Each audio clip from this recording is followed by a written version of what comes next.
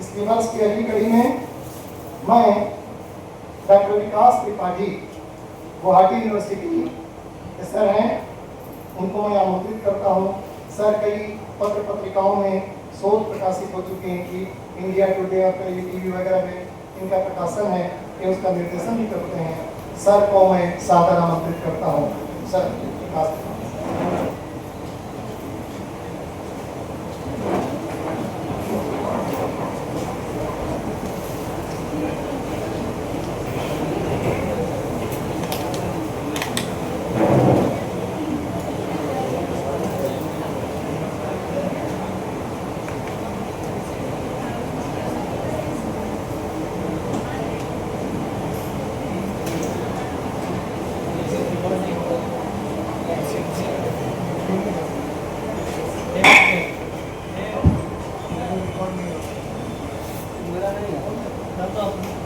मेरा वही रहा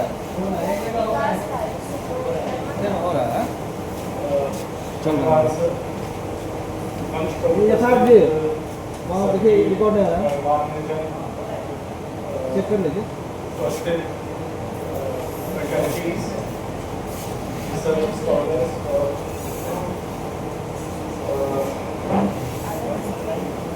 मैं तो बहुत सौभाग्यशाली महसूस करता हूँ। मुझे यह अवसर मिला कि वन नेशन वन इलेक्शन जैसे थीम पर अपने विचार प्रस्तुत करूँ। इसके लिए मैं ऑर्गेनाइजर्स का तहे दिल से शुक्रिया अदा करता हूँ। और सबसे पहले तो हमें जब भी कोई नीतिगत निर्णय होते हैं तो हमें दो चीज़ों का मूल्यांकन करना चाहिए। नीतियों का मूल्यांकन, एक तो उसके डायमेंशन हो सकता है कि उसका वो डिजायरेबल है कि नहीं, और दूसरा कि वो कितना फीजिबल है। मतलब जो चीज़ आप हजारों ख्वाहिशें ऐसे कि हर ख्वाहिश पे दम नहीं, तो आप जिस चीज़ को चाह रहे हो मतलब वो कितना डिजायरेबल है, वो कितना मतलब फीजिबल उसका प्रैक्टिकल आप उसको इस्टेब्लिश कर सकते हैं कि नहीं। जब फिजिबिलिटी की बात आती है तो कोई भी नीतिगत निर्णय जो होता है एक संविधान के दायरे में, तो वो संविधान का जो संदर्भ है वही उसका सबसे बड़ा निर्णायक पहलू होता है। जब हम एक राष्ट्र एक चुनाव की बात करते हैं तो ये अकस्मात नहीं हुआ है देश में कि वन नेशन वन इलेक्शन की बात आज सब होने लगी है। अगर आप इस ऐसी पिछली कई ऐसी सरकारें रही हैं। 1983 में जब इलेक्शन कमीशन ऑफ इंडिया था, उसने अपना पहला जब एनुअल रिपोर्ट प्रस्तुत किया तो उसने वन नेशन वन इलेक्शन का अनुमोदन दिया। इसके बाद 1999 में जो लॉ कमीशन का रिपोर्ट था 170, उसमें भी वन नेशन वन इलेक्शन को अनुमोदन मिला। National commission to review the working of constitution 2002 में दिया। 2015 में पार्लियामेंट्री स्टैंडिंग कमेटी 2015 में जो अभी जिस वन नेशन वन इलेक्शन के स्वरूप को आप देख रहे हैं, इनके जड़ दो रिपोर्टों से आती है। एक तो जो वर्किंग पेपर नीति आयोग का था 2017 का, जिसका कि संपादन या लेखन आप कह सकते हैं कि स्वर्गीय विवेक देबरॉय ने किया था। और दूसरा जो हाई लेवल कमेटी बनी थी राष्ट्रपति कोविंद, पूर्व राष्ट्रपति कोविंद के द्वारा, उसके आधार पर आप ये बात देख रहे हैं। जब हम इसके रैशनल पे जाते हैं तो विवेक देबरॉय जी ने जो बात कही थी, कुछ उसी बात को प्रोफेसर अनूप मिश्रा भी कह रहे थे कि impact on development programs, election की वजह से मैसिव एक्सपेंडिचर होता है, सिक्योरिटी फोर्सेस, अदर इश्यूज।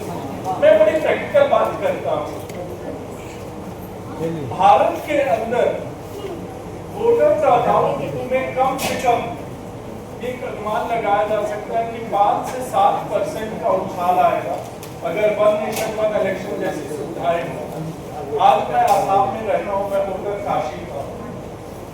अगर लोकसभा का चुनाव हो, विधानसभा का चुनाव हो, सबसे पहले तो आपको टिकट कराना होगा। मतलब ये जो बात है ना वन नेशन, आपको एक बात बहुत कायदे से समझ, इसकी आलोचना में लिया होगा, लेकिन जब आप कहते हैं कि आपका कॉन्स्टिट्यूशन का बेसिक प्रेमाइस पॉलिटिकल इक्वालिटी के विचारधारा पर आधारित है कि आप you have equal right to elect any person, all citizens are equal in India, तो अगर मैं इतना पैसा खर्च करके 2 बार आ करके वोट दे रहा हूँ तो कहीं ना कहीं इंडिया में वोटर टर्नआउट घटता है। इसका एक बहुत बड़ा रीजन है कि vote also involves a trust on the part of people who cast their. तो एक जो रिपोर्ट्स हैं उनका अगर देवरॉय की रिपोर्ट या तो हाई लेवल कमेटी जो बनी थी प्रेसिडेंट रामनाथ कोविंद की, उसने भी इस बारे में बात कहा था कि democracy will be more vibrant and more participative. मतलब जो लोकतंत्र का जो 2 सबसे बड़े आधार होते हैं कि लोकतंत्र प्रतिभागिता कितनी स्थापित कर रहा है और लोकतंत्र में किस तरह से उत्तरदायित्व है। इस प्रतिभागिता और उत्तरदायित्व का समन्वय वर्तमान में किसी भी राजनीतिक व्यवस्था में नहीं मिलता है और इसी समन्वय को लोकतंत्र में हमारा मताधिकार स्थापित करता है। और अगर आप वन नेशन वन इलेक्शन जैसी जो भी, और मैं आपको एक चीज बता दूं, आज जो राष्ट्रीय दल और क्षेत्रीय दलों की बात हो रही है, तो आज तो वन नेशन वन इलेक्शन नहीं है, लेकिन क्षेत्रीय दल के आज हाशिए पे नहीं है। ऐसा ये जो एक बात है कि क्षेत्रीयता की भावना या क्षेत्रीयता पूर्ण रूप से समाप्त हो जाएगी, इस पर भी थोड़ा विचार करने की आवश्यकता है। हालांकि यह बात सही है कि वन नेशन वन इलेक्शन के कारण जो राष्ट्रीय मुद्दे हैं उनको ज्यादा गंभीरता से लोग लेंगे और मेरे ख्याल से जो एक गलती किया जो वन नेशन वन इलेक्शन का जो कानून केंद्र सरकार ने लाया, इसमें जो HSLC का रिकमेंडेशन था या जो विवेक देवरॉय का भी मानना था कि आप सिंगल इलेक्टोरल रोल बनाओ और केंद्र राज्य और स्थानीय तीनों बॉडीज का वोटिंग एक साथ कराओ। लेकिन वर्तमान सरकार, देखिए सरकार कोई भी होती है, राजनीतिक होती है, अगर यह स्थानीय निकाय मतलब जो लोकल बॉडीज म्यूनिसिपल या जो पंचायती राज इंस्टीट्यूशन का इलेक्शन भी लोकसभा विधानसभा के साथ सिंक्रोनस कर देते, तो जिस तरह से चुनाव का, अगर आप कह सकते हो एक तरह से राष्ट्रीयकरण हो रहा है, तो इसके विपरीत में चुनाव का स्थानीयकरण भी होगा। लोग स्थानीयता पर, अगर स्थानीय बॉडीज पे अगर वोट डालें तो स्थानीयता का भी वर्चस्व होगा। लेकिन अब सरकार ने ऐसा निर्णय क्यों किया कि उसने जो कोविंद कमेटी थी उसका रिकमेंडेशन नहीं माना, तो वो एक राजनीतिक निर्णय था। निर्णय यह था कि अगर ये ऐसा करते तो इनको कम से कम देश के आधे राज्यों से रेटिफिकेशन करना, स्पेशल मेजॉरिटी तो चाहिए ही थी। Apart from special majority provision to article 368 would have required ratification by more than half of the states, and that is where government thought that it is not in the it will do 2 things. One, it will delay the whole rollout of one nation one election, and second, might be the alliance fails to cover up 15 states. लेकिन अगर आज आप देखो तो आज 22 राज्य ऐसे हैं जो कि सरकार के एनडीए के पक्ष में, तो जो बड़ा रीजन था उसका यही था कि ये बहुत डिले होगा और इनको 2029 का जो चुनाव है वहां से अपॉइंटेड डेट फिक्स करके वहां 2024 का जो चुनाव है वहां तक से इलेक्शन को सिंक्रोनाइज करना। अब मैं आता हूँ कि ये जो कुछ मिथ है उनको भी मैं बात करना चाहूँगा। एक जो बहुत बड़ा मिथ है जो हमारे प्रोफेसर सर ने भी कहा, अलाउद्दीन अजीजी सर ने, मैं बहुत ध्यान से सुन रहा था, India that is Bharat shall be a union of states is directly in contradiction to the ideas, principles and spirit of federalism. Nowhere in the constitution is the word federalism used. The Indian constitution makers were categorical and quite explicit about not keeping the word federalism in India, despite the fact that our constitution, particularly those that deals with rights and duties, particularly those that deals with the procedure for adjudication in this country, the Supreme Court of India, is heavily borrowed, inspired by the US Constitution, which is considered to be the prototype of federal model. Why did India not use the term federalism? And B.R. Ambedkar was quite clear that we are neither unitary, we are not federal country. Our problem is unique. We need a centralizing. You have आपको ये समझना होगा कि आपने आखिर जिस संवैधानिक संरचना को अपनाया उसने प्रथम 3 लोकसभा तक क्यों एक सिंक्रोनी रखी? क्योंकि ऐसा कभी सोचा ही नहीं गया था कि राज्यों के चुनाव और संघ के चुनाव अलग होंगे। भारतीय संविधान में 2 शब्द का प्रयोग नहीं होता है। ये 2 शब्द 1980 के बाद आए और इन 2 शब्दों को प्रयोग करने से पहले हमें सोचना चाहिए, क्या आप संविधान की कोई धारा अभी गूगल पे सर्च करिए जहां पर केंद्र शब्द दिखा दीजिए। Do you find the usage of word center in the Indian Constitution? No, because we are not a federal country. Federalism became an important driving force in Indian politics with the rise of regional parties. It is true, but federalism as such can never be considered to be the constitutive basis of the Indian Constitution to an extent where we cannot go ahead with amending the Constitution itself. So if you say that India is a union of states because of 3 fundamental reasons. First, the Constitution makers were very clear that the question of unity and territorial integrity of India is of paramount importance. Second, and that is why you are union of states. That means you are indestructible union of destructible states. By simple majority, you can change the name, the boundaries, and create a new state in India. That is not possible in any federal country, because in federal country, the federalism is an art of agreement between center and units. In India, the constitution is not an agreement between state and union. Constitution is an outcome of deliberation in the Constituent Assembly debates. And the Constituent Assembly was an elected body. You can question the nature of its election. So the nature of union is very different in India as compared to the US. You see, in US, these questions do not arise. This largely the elections are synchronous, largely. Though it is split, but if you study deeply, you will find in Senate, every Senate, whether one nation, one election is in favor of federalism or regional parties, I think this debate is quite superficial and superfluous for 2 reasons. You think that South India, Andhra Pradesh is supporting Karnataka, the parties are divided, the major regional parties in the state is supporting JDS. In Kerala and in Tamil Nadu, you don't know Tamil Nadu, where does it is still sitting on the fence. And with delimitation coming into picture, you will know whether DMK supports the initiative or not. So one thing is there that regional parties, there is no statistical evidence to show that one nation, one election or operationalization of principles of delimitation are antithetical to the spirit of federalism.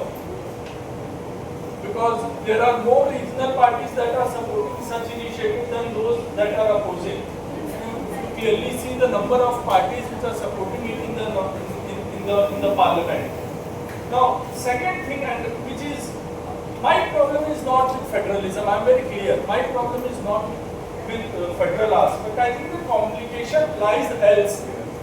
The complication is with the principle of collective responsibility. You know, you are and which is why Indian Constitution is an exceptional constitution, because intersection of federal and parliamentary system is only unique to India. It is also there in Canada, but the way it functions is quite unique. And parliamentary system, we adopted parliamentary system. Again, I quote Ambedkar, who rose up and he said that we should go for parliamentary system. And the constitution makers in the assembly were unanimous for the adoption of parliamentary system, because it was considered to be a system which imparts stability, which imparts strength, and which imparts centralization, and which is what India needed given the kind of diversity that exists in Indian soil. So you see, it is only in India that you could create Jharkhand out of Bihar. By creating Jharkhand, you protected diversity. It was not possible in any federal country. In US, you cannot create a state. You cannot create a district. Forget a state. By simple majority. If there is a quorum in the House, if there are 55 MPs, 55 MPs are there, and out of 55, if 28 MPs support that there should be a new state whose name is Vikas Tripathi, a new state will be created. That is the flexibility of the Constitution. And this flexibility is to ensure the protection of diversity. You see, when we started our journey, we were 14 states. How many states are we today? 28 states. Is it possible in any? So, there is also sometimes we start imparting things or imparting ideas to things that in reality does not exist in a thing. So we also need to have a pinch of salt. I think the fundamental problem with which I agree with my senior colleague is the idea of collective responsibility. Because when we said that we are a parliamentary system, then this idea was that the House is responsible to the people, right? And how do you ensure responsibility of the House to the people? आप कैसे यह निर्णय लेते हैं कि क्योंकि वहाँ पर अविश्वास प्रस्ताव जैसी चीजें होती हैं, लेकिन अब जो वन नेशन वन इलेक्शन का ये जो पूरा प्रारूप है, अगर आप इसको अध्ययन करेंगे तो ये जो कलेक्टिव रिस्पॉन्सिबिलिटी को सामूहिक उत्तरदायित्व का ये जो आधार है भारतीय संविधान में, और यह संविधान का मूलभूत आधार, अगर सुप्रीम कोर्ट में कोई चीज चैलेंज हो सकती है तो वो ये चीज चैलेंज हो सकती है, लेकिन अगर स्पेशल मेजॉरिटी से आप पास करोगे तो ऐसा नहीं है कि उसमें कोई प्रॉब्लम आएगी। तो मेरा मत ये है कि ये संवैधानिकता का प्रश्न नहीं है, यह राजनीतिक प्रश्न है। और इसमें इस बात को भी यह बात सही है कि सब मतलब 1999 से लेकर के आज तक वे सारे समिति या सरकारें जिन्होंने वन नेशन वन इलेक्शन का समर्थन किया वो वर्तमान की सरकार के द्वारा, तो इसका एक राजनीतिक पक्ष तो है ही, इसमें कोई दो राय नहीं है। इसमें दूसरी जो मुझे चुनौती दिखती है सामूहिक उत्तरदायित्व के अलावा, जो मतलब क्योंकि अगर आप सिंक्रोनाइज कर दोगे, मान लो कोई सरकार के खिलाफ अविश्वास प्रस्ताव आता है तो लोग लाएंगे ही। अगर आप कह दोगे कि एक ही बार में चुनाव होना है तो इसके बाद आप स्टेबिलिटी के नाम पे कोई सरकार की निरंकुशता भी बढ़ सकती है, तो यहाँ पे समस्या आ सकता है। क्योंकि अगर आपको ये समझना होगा जो संसदीय प्रणाली है वो हमारा एक और बहुत बड़ा मुद्दा है। तो मैं कई जगह जाता हूँ, कॉन्फ्रेंसेस में सुनता हूँ कि इंडिया में प्रेसिडेंशियलाइजेशन ऑफ पॉलिटिक्स हो रहा है। अरे भाई, presidential system of government is weaker then parliamentary system of government if the government is backed by majority. क्योंकि प्रेसिडेंशियल सिस्टम ऑफ गवर्नमेंट में कलेक्टिव रिस्पॉन्सिबिलिटी नहीं है, उसका टेन्योर फिक्स है। और हमारे पास अगर टेन्योर फिक्स हो जाए, वहां लेजिस्लेचर और एग्जीक्यूटिव का सेपरेशन है, उनमें लॉगर हेड्स की संभावना बहुत ज्यादा है। हमारा एग्जीक्यूटिव और लेजिस्लेचर एक है, अगर मेजॉरिटी है तो अविश्वास प्रस्ताव आएगा ही नहीं। तो हमारा जो भी शासन व्यवस्था है वो एक तरह से बहुत ही मजबूत है। वो इसीलिए तो लोग कहते हैं ना कि with the rise of Modi we are seeing presidentialization of politics. I think they have a very limited understanding of constitution as well as politics in India. What we are witnessing is an emergence of a prime ministerial government. And a prime ministerial government in any, if you do a comparative politics, you will find that is why the term prime ministerial government is used, not parliamentary. A prime ministerial government which is characterized by executive domination of legislature and within executive domination by the prime minister, which is what is happening. It eventually leads to creation of a dominance by the party that is in majority. ये समस्या है। समस्या संघवाद से नहीं है। समस्या जो आएगी वो आप दलों के ऊपर कैसे, मतलब या तो आप दल से इतना कमिटेड हो जाओ कि तुम कुछ भी कर लो, एक है ना कि उसी काफिर पे दम निकले, तो मतलब कुछ भी हो जाए हम तो आपसे इश्क करेंगे, मतलब आप दल को एकदम समर्पित। तो जो सबसे बड़ी समस्या है वो फिर मैं कहूँगा कि ये समस्या है, क्योंकि ये ऐसा नहीं है कि दल जहाँ पर मेजॉरिटी गवर्नमेंट है, कोई भी ज़्यादातर सरकारें आप देखें भारत में मैं आपको एक आंकड़ा दे रहा हूँ, 1989 ऑनवर्ड्स आप जितनी भी सरकारें देखें लगभग स्टेबल गवर्नमेंट, 1999 ऑनवर्ड्स केंद्र में जितनी भी सरकारें देखें उसमें लगभग सरकारें बहुत स्टेबल रही। मैं 240 के आंकड़े के साथ आपकी सरकार है अभी केंद्र में, ये माइनॉरिटी गवर्नमेंट है, लेकिन उसके बावजूद भी ये स्पेशल मेजॉरिटी के लेजिस्लेशन ला रही है। तो वो इसलिए ला रही है क्योंकि पार्टी बहुत स्टेबल है। तो जो सबसे बड़ी समस्या आने वाले समय में वन नेशन वन इलेक्शन के साथ हो सकता है वो दलगत हो सकता है, और वो दलगत कितना दल आपके ऊपर राज करने लगेगा ये तो खैर समय बताएगा। इन्हीं, और जहाँ तक फाइनेंस की और फुलफिलमेंट की बात है तो एक बात तो आप समझ लीजिए कि one nation one election is totally just one nation one election. Of course every economy looks for financial prudence. It is a financially very sound policy, there is no doubt about it on question of its financial thing. Of course it is also related when all your force are mobilized during different periods of time. Then it also adds to anxiety of national security. So with this I conclude, and I hope that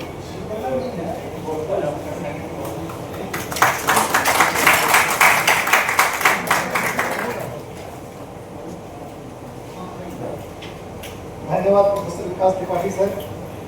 sir का विशेष था कि एक राष्ट्र एक nation एक चुनाव से संघात्मक व्यवस्था का जो स्वरूप परिवर्तित हो जाएगा, ऐसा लोगों का मानना है। जबकि भारत उस अर्थ में संघ नहीं है जिस अर्थ में अमेरिका संघ है।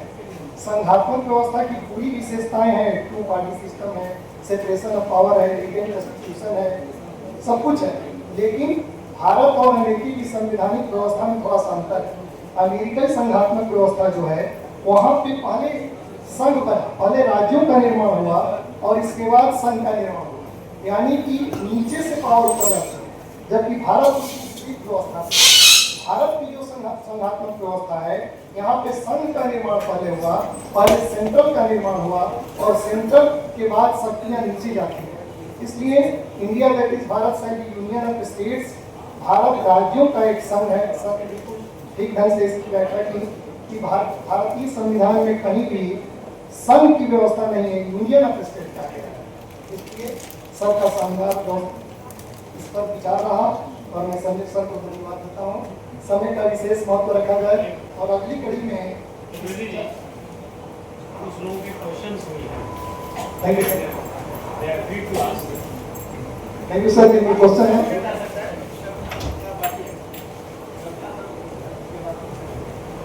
सब लोगों का मानना है कि पहले सबका हो जाए, इसके बाद क्वेश्चन हो किए रहेंगे। ये आप हर आदमी के लेक्चर के बाद अगर किसी के मन में क्वेश्चन है छोटा बड़ा, ठीक है सर। सर का लेक्चर बहुत शानदार आया है। ठीक है, थैंक यू सर।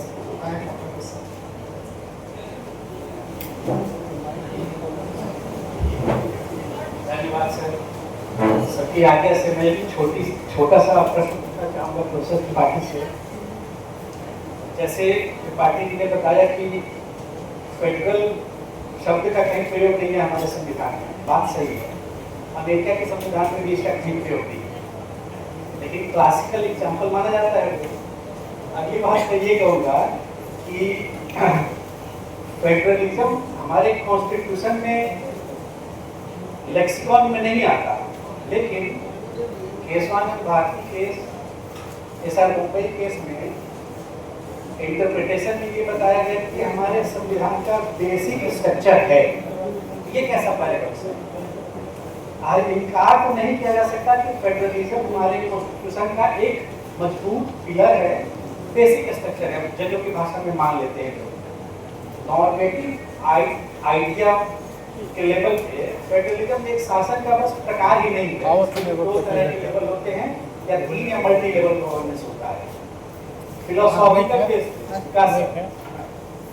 इसे जैसे कुछ लोगों ने यही बताया है कि सिंपल टर्म्स में self rule and shared rule, जहाँ स्वशासन की बात हो और साझे शासन की बात हो, इस पर थोड़ी आप पढ़ी करिएगा। और ये मैं कहना चाहता हूँ कि 2-3 चीजें, जैसे फोटोकॉपी नहीं है वेस्टर्न उसकी फेडरल कंसेप्ट का या फेडरल प्रैक्टिस का, और साथ ही साथ कई नई चीजें हैं। इसीलिए भारतीय संविधान को या भारतीय राजनीतिक व्यवस्था को सुई जेनेरिस कहा गया है, अपनी तरह का अनूठा है। और तो दूसरा उदाहरण मैं नहीं ढूंढना है, सारे थियरी को चैलेंज भी करता है। और फेडरल आजादी के बाद से नहीं है, स्वतंत्रता संग्राम में ये फेडरल आइडिया खूब ठीक से आया था। 1935 के एक्ट से कैबिनेट मिशन प्लान में भी भारत को फेडरल बनाने की बात की, जिसमें हमारे सारे फ्रीडम फाइटर्स भी जो संविधान सभा में बात बैठे सबका समर्थन था। तो मैं ये कहना, जैसे विकास सर ने ये कहा कि अम्बेडकर को कोट करते हुए कि भारत के कॉन्स्टिट्यूशन में फेडरलिज्म नहीं है, फेडरल आइडिया नहीं है, और उन लोगों का मोटिव नहीं था कि हमें फेडरल बनाना है। बात सही है, शुरू से फेडरल की लड़ाई लड़ रहे थे। संविधान बना तो हमारा मूड बदला, क्यों? क्योंकि पाकिस्तान बना था, नई तरह की चुनौती आई थी, और हमारी प्राइम रिस्पॉन्सिबिलिटी संविधान की ये थी कि हमें पूरे देश को एक रखना है, अखंड। तो थोड़ा सा हमने अपने प्लान में संशोधन किया था, इसीलिए सेंट्रलाइजिंग टेंडेंसी ज्यादा दिखती है, फेडरलाइजिंग कम दिखती है। लेकिन जो अंडर करेक्ट है वो फेडरल कैरेक्टरिस्टिक है, मेरा ऐसा मानना है। बाकियों का भी ये मानना था। इसीलिए अम्बेडकर ने ये कहा कि राष्ट्रीय एकीकरण को सुनिश्चित करने के लिए केंद्रीय शक्तियों को ज्यादा शक्ति दी जाए, पावर दी जाएगी, लेकिन हम अपने फेडरल कैरेक्टर से समझौता नहीं कर सकते। इसीलिए असिमेट्रिक प्रोविजंस भी पहले भी रखे गए, बाद में भी रखे गए, जिसे कम किया जाता है। इस पर टिप्पणी करिएगा। और तीसरा मेरा ये है कि वन नेशन का जो ऑब्सेशन है प्रेजेंट एस्टेब्लिशमेंट का, one nation one ration, one nation one subscription, one nation one election, one nation one market, one nation one leader, ये ऑब्सेशन क्या कुछ एंटी डेमोक्रेटिक टाइप का कुछ लोग बताते हैं, ऐसा है या नहीं है? इसमें आप करिए कुछ टिप्पणी। और एक और चीज मैं कहूँगा कि वन नेशन वन इलेक्शन से घाटा ये है कि सब्सिडियरिटी का प्रिंसिपल ये कहता है कि समस्या यदि आपके घर में हो, उसका समाधान विधानसभा में नहीं करना चाहिए, घर ही में कर लेना चाहिए। पंचायत के मुद्दे को हमको संसद में बहस करने की क्या जरूरत है, पंचायत में कर लेते हैं। लोकल मुद्दों को हम इंटरनेशनल मुद्दों से मिलाकर यदि कहेंगे कि आपको निर्णय दो कि किसको रहना चाहिए, तो ये तो घाव ले गए, आप निर्णय नहीं कर पाएंगे। पंचायत के इलेक्शन, राज्य के इलेक्शन और केंद्र जनरल इलेक्शन साथ होंगे तो हमको पता ही नहीं रहेगा, मुद्दे तो सारे लेवल पे हैं। तो जिस लेवल का मुद्दा हो उस लेवल पे ही निपटाया जाए, उस लेवल के मैंडेट लिया जाए अलग से, इसमें क्या दिक्कत है। एक चीज और मैं कहूँगा, कंचनचंद्रा की थीसिस जैसे है क्रॉस कटिंग क्लीवेजेस, वो ये कहते हैं कि इंडिया में इतनी डाइवर्सिटी है, इतना क्रॉस कटिंग क्लीवेज है, सेक्ट है, रिलीजन है, कास्ट है, आपस में एक दूसरे को काटते हैं। हम एक आधार पे बढ़ते हैं तो दूसरे आधार पे हम जुटते भी। मतलब जैसे हमने चुनाव में धर्म के आधार पे वोट दिया, ये हो सकता है, लेकिन हम अपने समाज में जाति आधार पे भी गोलबंदी करते हैं, वर्ग आधार पे भी गोलबंदी, वहाँ धर्म भूल जाते हैं। तो ये कोई बहुत अच्छी बात नहीं है। लेकिन कंचनचंद्रा ये कहते हैं कि हमें भूलने की प्रवृत्ति होती है, बाद में सहयोग भी कर लेते हैं। हम राजनीतिक रूप से तो एंटी सेकुलर हो सकते हैं, लेकिन सामाजिक रूप से कभी-कभी ऐसा नहीं भी होता है। तो ये भारत में एक ग्रैंड डिवाइड होने से बचाता है, क्योंकि छोटे-छोटे कई डिवाइड हैं, छोटे-छोटे इतने डिवीजन्स हैं कि हम जी इस पे आप थोड़ा बस मैं जानता हूँ इनके पास मुकम्मल जवाब होगा, इनको सुनने की और लालसा है, इसलिए मैं इनसे पूछ रहा हूँ। धन्यवाद मित्र रामवता।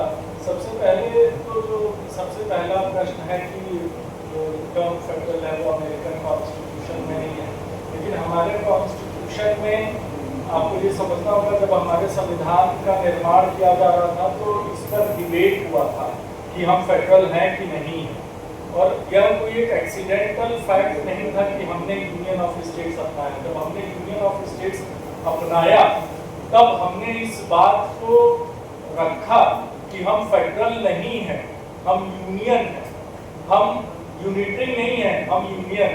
तो इस बात इस पे दो पक्ष थे। एक पक्ष ऐसा भी था जो फेडरल सिस्टम को सपोर्ट करता था, और वो पक्ष प्रेसिडेंशियल फॉर्म ऑफ गवर्नमेंट को भी सपोर्ट करता था। अमेरिका में ऐसा कोई भी कॉन्ट्राडिक्शन नहीं था।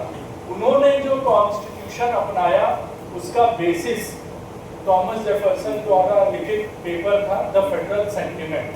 तो फेडरलिज्म का बेसिस ही फेडरलिज्म ही जेफरसन का जो पेपर था वही अमेरिकन कॉन्स्टिट्यूशन का बेसिस बना। तो वो उसमें कोई डाउट नहीं था कि वो एक फेडरल कॉन्स्टिट्यूशन था। दूसरा जो प्रश्न था कि हमारे संविधान में जो चारित्रिक रूप है वो फेडरल ज्यादा है और यूनियन का कम है, ऐसा नहीं है। किसी भी संविधान को फेडरल होने की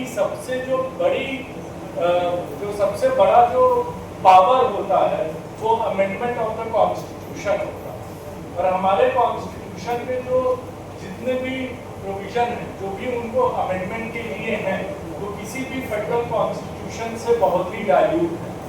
Most of the provisions of our Indian Constitution can be amended through simple majority, particularly those that relate with reorganization of states, which itself creates an inequality between union and state. So union और state equal है ही नहीं। और Constitution में जो एक बात रामवतार ने कही कि हमारा Constitution जो है उसमें asymmetric feature भी है। हाँ, हमारा Constitution एसिमेट्रिक फीचर में है, लेकिन वो एसिमेट्रिक फीचर कॉन्स्टिट्यूशन के किस पार्ट में अकोमोडेटेड है? Article 369 to 392। What are these articles? Special, transitional and temporary provisions. मतलब these articles were incorporated into constitution to incorporate temporary features or to give certain powers to the union to make certain legislation in regard to those states which fell under the domain of state। तो जैसे 369, 370 जो कश्मीर का मुद्दा है, article 371 to 371 आई, नागालैंड, असम, अरुणाचल प्रदेश, मिजोरम, सिक्किम, अरुणाचल प्रदेश, गोवा, ये जितने भी state हैं इनके अंदर एक एसिमेट्री है। तो ये सारे टेम्पररी ट्रांजिशनल, इनको कभी भी कॉन्स्टिट्यूशन के फेडरल पार्ट में नहीं रखा। जो कॉन्स्टिट्यूशन कॉन्स्टिट्यूशन का वो पार्ट है जो फेडरल प्रोविजन से डील करना, वहां पे इनको नहीं रखा गया इसी बेसिस पे, तो इसमें कोई दो राय नहीं। तीसरी जो बहुत अहम बात है, स्प्लिट वोटिंग का प्रिंसिपल की जो बात है कि हम अपना म्यूनिसिपल या अर्बन लोकल बॉडीज पे हमारी कोई स्वायत्ता नहीं रह जाएगी, तो ऐसा नहीं है। आप एक वोट नहीं दे रहे, आप 3 वोट दे रहे हैं। और जो आप इलेक्शन, इंडिया में स्प्लिट इलेक्शंस होते हैं, आंध्र प्रदेश में होते थे, उड़ीसा में होते थे, कई ऐसे राज्य हैं जहां पे केंद्र सरकार के साथ राज्य सरकार के भी चुनाव होते थे, या केंद्र सरकार के चुनाव के तुरंत बाद राज्य सरकार के चुनाव होते थे 2 साल के बाद। और ऐसा कहीं से नहीं दिखता था 2014 के पहले कि वहां पे राज्य सरकारें उन्हीं सरकारों पे रिटर्न करें जहां पे केंद्र की सरकार है। तो ये तो पॉलिटिकल पार्टी का अपना एक परसेप्शन होता है। जो जितनी पार्टीज, जितने स्टेट्स में आज एनडीए का सपोर्ट है, जितने स्टेट पे कभी कांग्रेस के डोमिनेंस, तब जितने स्टेट थे भी नहीं, अगर लेकिन न्यूमेरिकली देखा था तो कांग्रेस का डोमिनेंस नहीं।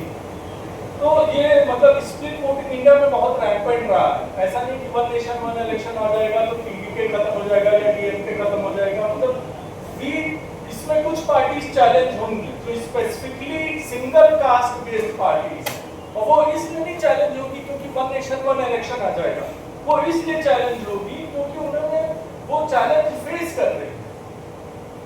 जो भी पार्टी डायनेस्टिक सक्सेशन या लीडरशिप ट्रांजिशन नहीं कर पाई, वो पार्टी हाशिए पे है।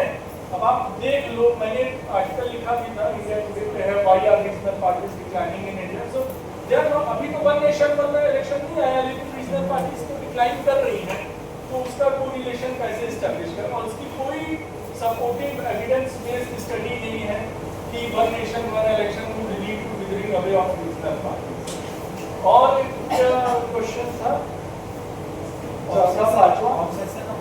हाँ, obsession of one nation one election.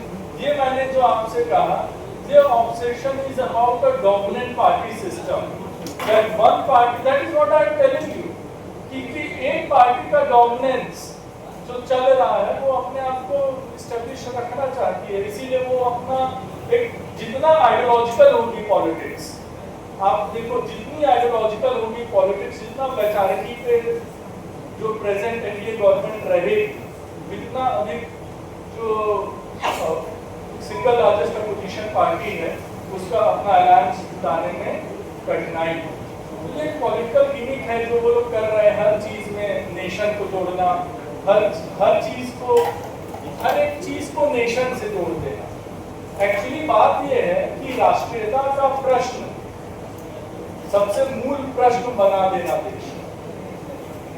पिछले 10 साल 12 साल में जो हुआ है वो ये है कि हर एक चीज जो रामपाल कह रहे बात सही है कि इतना ऑब्सेशन क्यों है, इतना ऑब्सेशन किस लिए है, क्योंकि ये इनकी पॉलिटिकल स्ट्रेटजी कि हर एक प्रश्न को राष्ट्रीयता से जोड़, चुनाव राष्ट्रीयता से, लाइब्रेरी राष्ट्रीयता से, वोट राष्ट्रीयता से, व्यक्ति की पहचान राष्ट्रीयता से। तो हर चीज जो मूल प्रश्न है भारत में इस समय वो राष्ट्र का प्रश्न। तो अब इसको